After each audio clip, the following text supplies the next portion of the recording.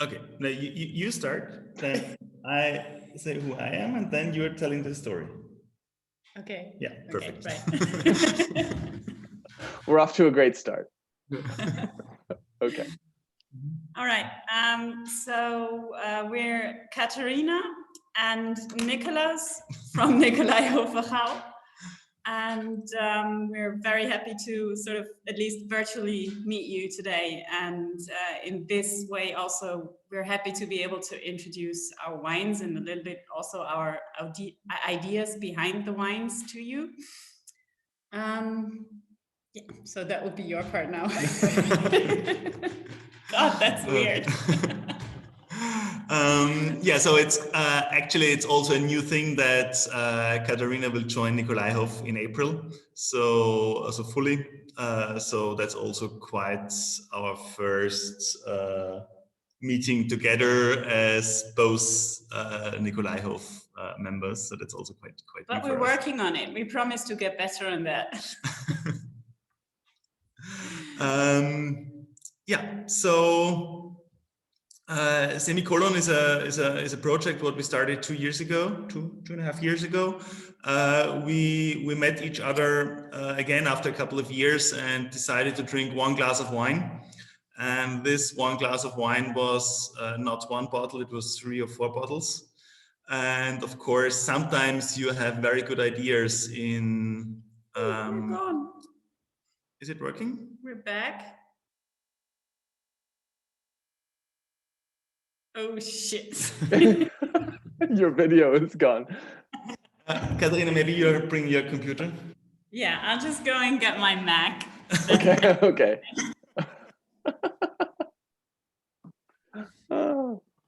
You can hear us. Yes, we can hear you perfectly. We just can't see you, which, you know, is sort of no, actually, part of the point. My real computer, I lost the adapter for the cable. Okay. And this is actually a brand new computer, but I've realized that the camera is not working.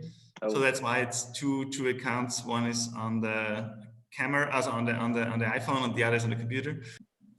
Ready? Go ahead. So hello, I'm Nicholas. I'm from the winery Nikolaihov, together with Katarina. Hi. Hello. We first talking a little bit about our project, what we have started 2 years ago. It's Semicolon.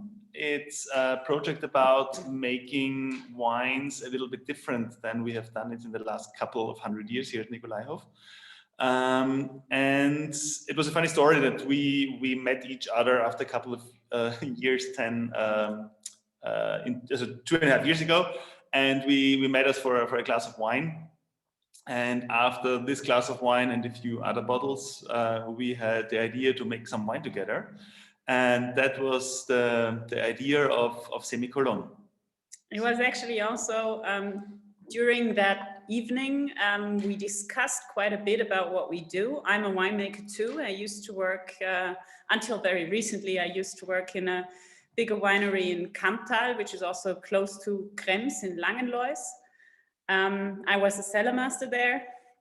And during that evening, the point of discussion was basically that you really, when you're a winemaker in a certain wine region, and also like in your own winery, you have to basically really keep on track about what's going on in the wine world. On the one hand, it's very handy that you have stuff like tradition or parents who tell you how to do things. You have friends to discuss with, but in the end, you're working with a certain style that is either defined by the winemaking region that you're working in or by the winery that you own or that you're working at. That means, in the end, you receive some grapes. So from my part as a cellar master, it was like I received grapes. I was not in the vineyard a lot, so I didn't have any influence on that. I got the grapes in and I knew where they came from. Therefore, I knew what they had to become in the end. And that was amongst some other factors, but that was the main, let's say, ground for decision making about how I dealt with the grapes. So decisions like, do I destem, do I not destem? Do I add sulfur right straight away now or not? That were decisions that were made basically based on the fact that we knew already what we are going to produce from this grape. And this led to the conclusion actually that we tend to leave out quite a lot of potential, or tend to sort of not really be aware of quite a bit of potential that the grape variety actually carries, because we're so stuck in the pattern, in the routine, in the style that we are producing. So as you might be able to see or to understand, it was quite a hard evening when it comes to discussions. So we had to drink quite a bit of wine in order to keep going. And that night, we basically decided to get a project started that's after, or basically that mainly focuses on the potential that the grape varieties have that we don't know about yet, because we produce a certain style of wine. And that was when the whole idea started.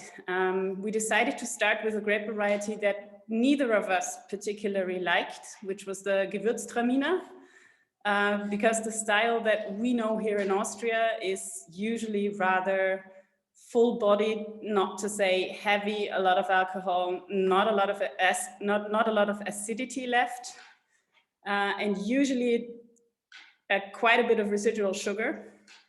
And this in combination for our taste does not add up to a lot of drinkability and fun. So we did some research on the grape variety. We also got in touch with some of our colleagues in Alsace, where the grape variety is also quite famous. And then we, just got it going when harvest started. So the Gewürztraminer 2018 was basically Semicolon's first baby. We harvested it really early so that our colleagues or my friends in Alsace would say we're mad because the grapes are not mature, they're not ripe yet. They tend to harvest rather when the grapes are falling off the vine by themselves. And that's what we didn't want to do. Because actually the grape variety has an awful lot of acidity. It just decreases very quickly once the maturation process speeds up. There is other grape varieties where this balance is working out a little bit differently, but with Gewürztraminer is definitely the case. So second aspect that we took into consideration was to really ferment it on the mash. So we used the whole grapes. We squashed them by feet, clean feet, I have to add. And then we put that into a barrel and let it ferment. And after fermentation, we basically just wrecked the fermented juice, put it into small used wooden barrels and left it there.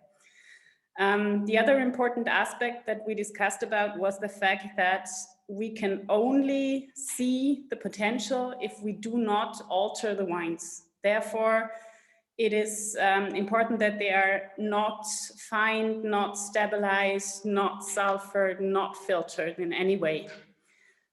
So what happened then is basically they spent roughly 8 months in the wooden barrel. And after this period, we wrecked them once and bottled them without sulfur.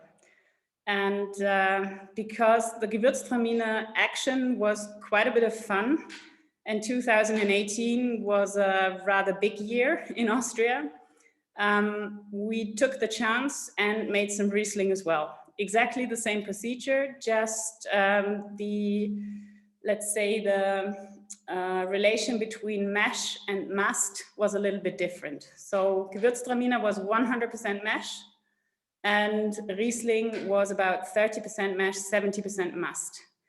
Due to the fact that for our taste, the aromas in the Riesling are much more tender, much more complex. They're not so loud like the Gewürztraminer is. Gewürztraminer can really work with a little bit of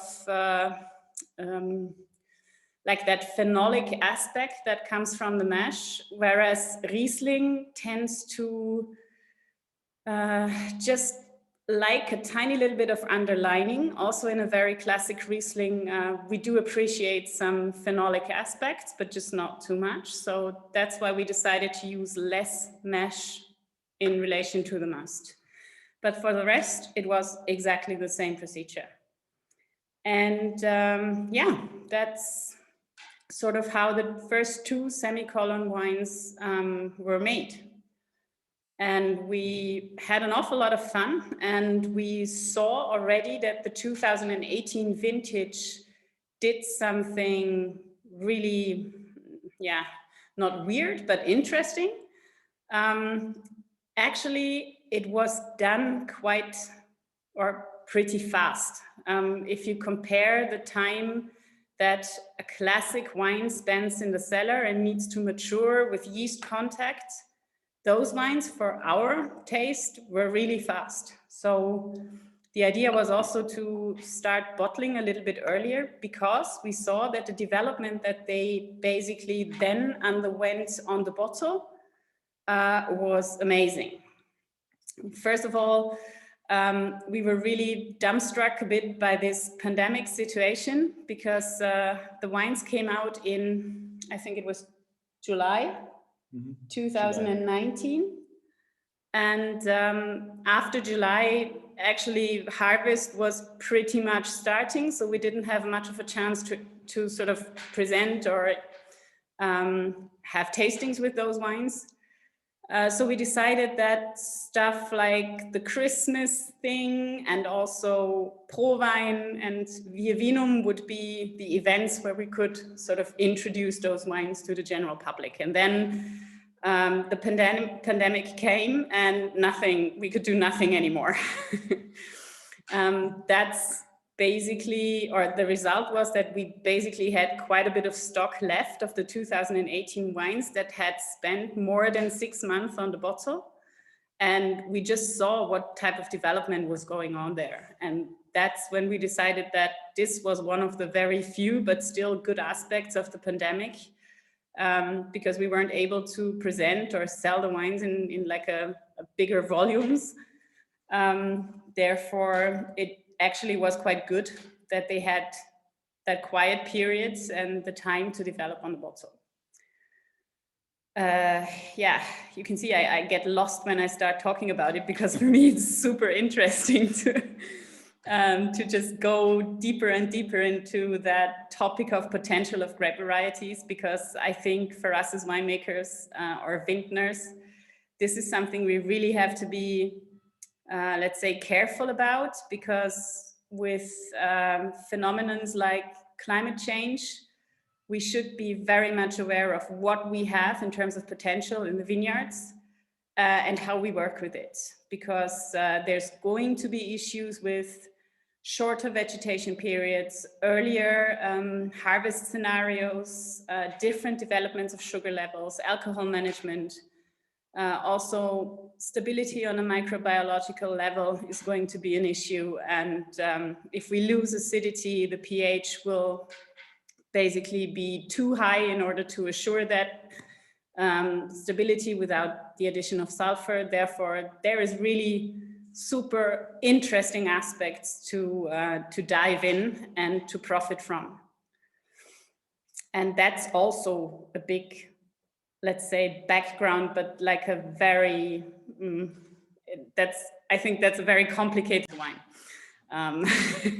But that's quite a big issue about the project. And so the 2019 vintage was basically made on the same way, also the same must and mash level. And 2019 we had we started another project. Also on the semicolon is the Scato, it's the sparkling, and that was a funny story because I have one little Zweigelt vineyard, and we bought some two sheeps to have sheeps in the vineyard, and these are kind of very small sheeps what normally cannot eat the grapes, eat the leaves, but 1 of 100 is too big for the vineyards, and they're eating the grapes and the leaves. And I got this one of the 100 was my sheep, and also from the second 100 I got another one which was too big. So we got them as a baby, and so they ate about 80% of my Zweigelt grapes, and I said, no, I want to, with 200 kilos, what should I do with 200 kilos of Zweigelt? It's not really, makes not really sense. And so I told that Katharina and said I want to cut it on the ground, and for the sheep and for the boars, also pigs who are living in that vineyard. And Katharina said, no, I'm not allowed to do that because they're biodynamic farmed. You cannot cut biodynamic grapes on the ground. It makes no sense. And so that's why we started the third line of Semicolon, the Scato. And yeah, you can tell more about it. Yeah. Scato is basically what you would call a pet nut, meaning that it's a base wine that has fermented until a certain point in a tank and barrel. And then those two wines actually, because it's Zweigelt and Grüne Veltliner, it's a forbidden blend, something you're actually not allowed to do. And after the blending, those guys have been bottled together in order to finish fermentation on the bottle. Same, let's say, interest applies, no finings, no stabilizations, no filtrations, no sulfur. What was interesting, or let's say a little bit different about that aspect, was basically that it was really more the fun thing than the research thing, because we just worked with what we had and there was not an awful lot of concept behind that. But still, fermentation on the bottle was super interesting to see. Also, all the other processes that start after fermentation, like the malolactic fermentation and stuff like that. So the wine has undergone every type of process, and it has basically for these processes, it has taken about 1.5 years that it has spent on the lees. And because it is super dangerous to open one of those bottles, even after 1.5 years, we decided to disgorge, because we thought it might not be everyone's taste to have a reddish sort of living room, because that's what happened when we opened it first. So we disgorged it at Nikolaiof at home, so not with a machine. It was hand disgorged, and yeah, it's a natural cork on it. Pressure is about a little bit more than 3 bar. And yeah, so it's quite a fun stuff for drinking. Yeah. Excellent. All right, go ahead whenever you're ready. You have to reintroduce yourself, both of you, and then go ahead. Just a moment, Katharina, you have to leave, or is it okay? Actually, you can. The 2020 thing was still your vintage. You have another. You have another. So maybe we started the recording again. Okay. Katharina has another two other Zoom conferences today. Okay. I have to get that sorted. I'm sorry. It was lovely meeting you. Lovely to meet you too.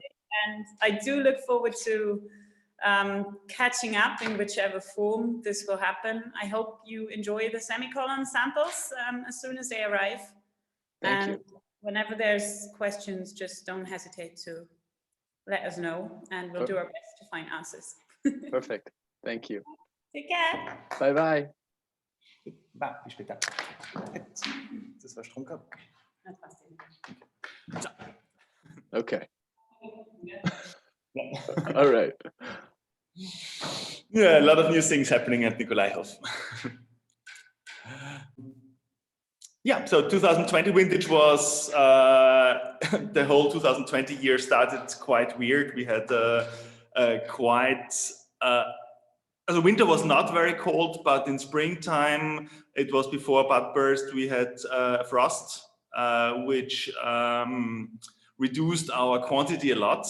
But it was okay. It was not super bad. It was about 20% so the damage was about 20%, which is in that time of the year not really a problem. Then springtime was okay. The growing was fine. We had good water in springtime, but then it was a very dry season. Summer was very dry, and then but okay, not super dry. And on the 23rd of August we had hail, so which was quite really bad because it was really damaged on one side, really all the grapes, not every berry, but it looked like that 30-40% is damaged, which luckily was not so bad in the end. But then we immediately sprayed valerian, which helps a lot for bringing the wines down, because they're very shocked, and so it's really good to spray valerian on the wines in that time, also after a hail or so. The first 3-4 days was after the hail was dry weather, so it seems that we really just have luck in the bad time. But then it started to rain the whole day, also the whole 2 weeks, 3 weeks, and that's definitely not what you normally need before harvest. So we started quite early with the harvest. We had a lot of work. We really cut as we went through all the vineyards 4 times this year. At first we were harvesting all the damaged grapes. We we cleaned them in the vineyards already. So we got some really good wines, grapes for the basic wines. That helped a lot. And because we harvested so much of the damaged grapes, the rest of the grapes were really, they did a really good development. So Federspiel wines are okay, perfect for drinking, tastes well, and for Smaragd wines we will see. It's not a lot of good quantity from the Smaragd wines, but we definitely produced a little bit. We will see, because they're still fermenting. It's now the end of January, which is quite normal for us, that the Riesling Smaragd, the Steiner Hund Riesling, and the Grüner Veltliner Smaragd, they're still fermenting. And so far they're tasting well. They're almost done. But we will decide it in the summertime if we bottle them as a Smaragd wine or not. So that's things what we have to decide in the next couple of months. If we put them to the Federspiel and make a really good Federspiel out of it, or making a Smaragd. That's time.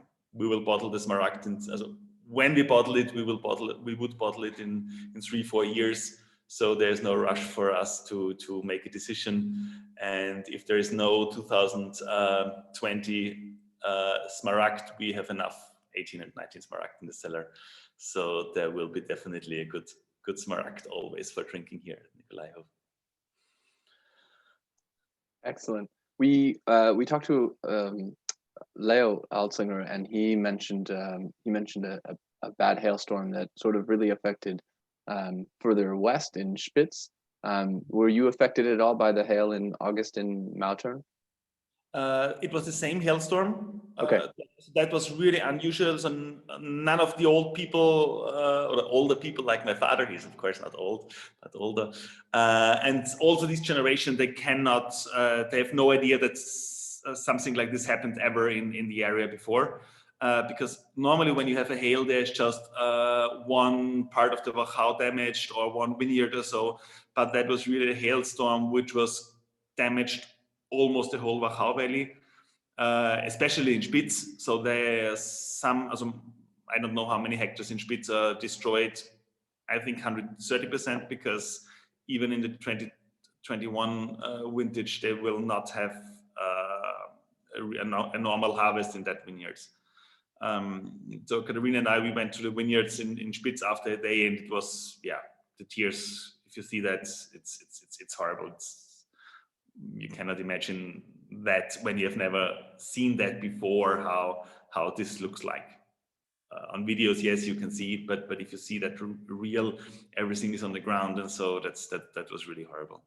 So luckily in our area, it was not as bad as in Spitz. Excellent.